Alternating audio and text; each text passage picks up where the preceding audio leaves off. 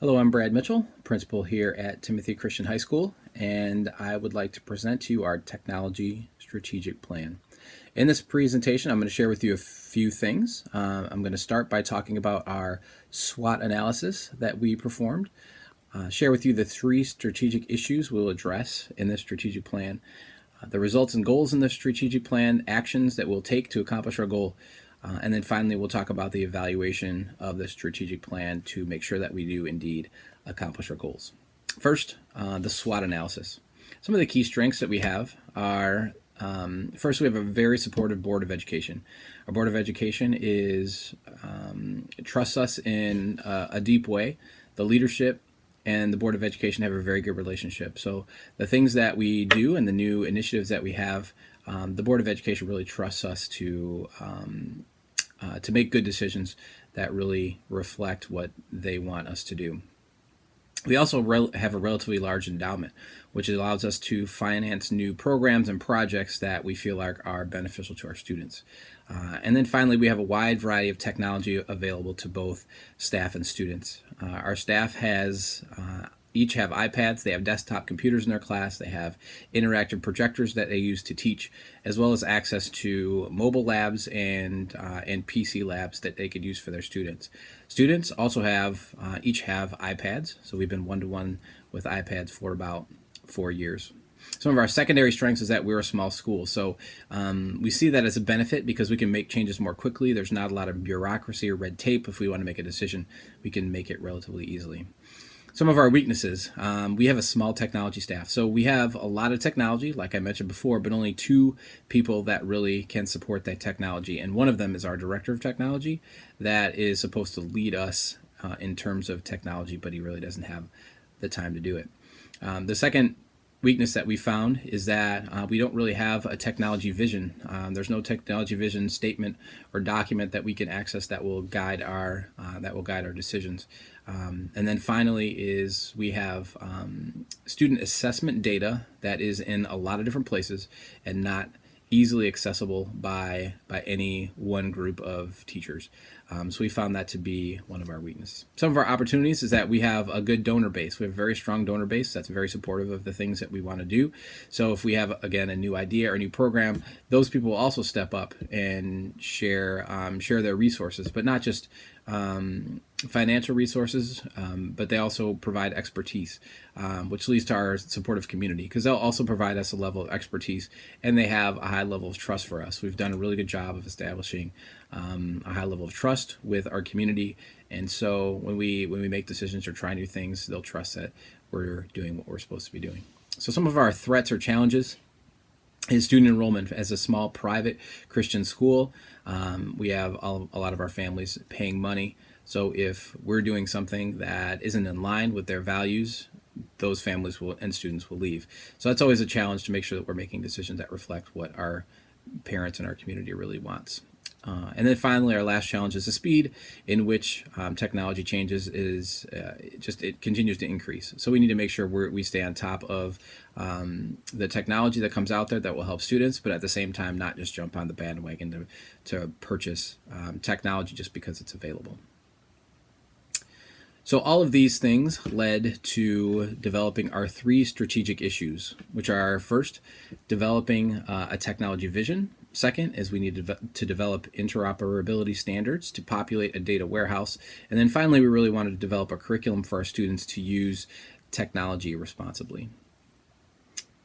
So going through each one, talking about some of the action steps and some of the goals for each one, starting with the first one, the ultimate goal of writing the technology vision is to have a technology vision statement that we can post on our website and hold us accountable for that, so that when we make decisions about technology, that will drive the direction we want to go rather than just going where the money is or just based on a whim or idea of somebody in leadership. So some of the action steps we would take to do that is to develop that vision, is assemble a team of people that would include our obviously director of technology, which will lead that charge, consist of the high school principal, K-6 director of curriculum, 7-12 director of curriculum, director of student supports, and then 3 teacher representative. So once that teacher or that group was assembled, we would then research vision statements from other schools to develop and then look at key elements of their vision so that we can kind of select our own.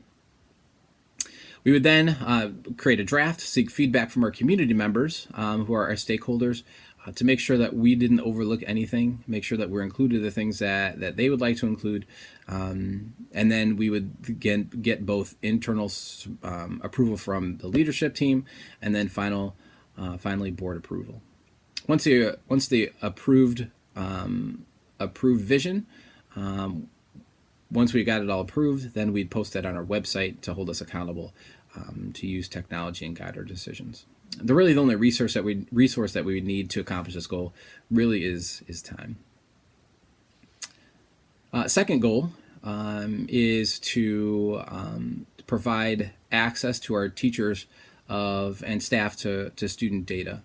This is a hard thing for us. We said it was a weakness that we really did need to address. So first we'd research what other schools are doing, find out what other schools are doing, and primarily smaller or Christian schools.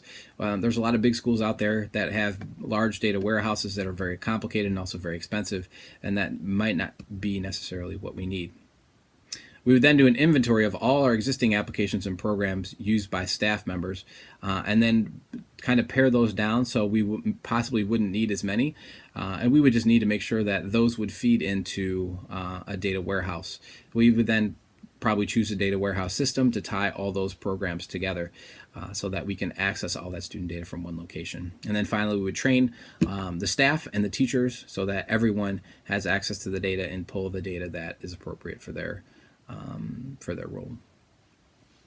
Finally, we'd want to create a curriculum for our students so that they understood how to use technology appropriately. Again, we'd assemble a curriculum writing team that was made up of the building principals, directors of curriculum, the director of technology. Obviously, we continue to lead the charge, and then maybe 3 to 5 teacher representatives that could help develop and write the curriculum. We would also research what other schools are doing to see if there's been a curriculum developed that we could maybe tweak that would be good for our use, or even pull some key parts that we'd want to include in ours.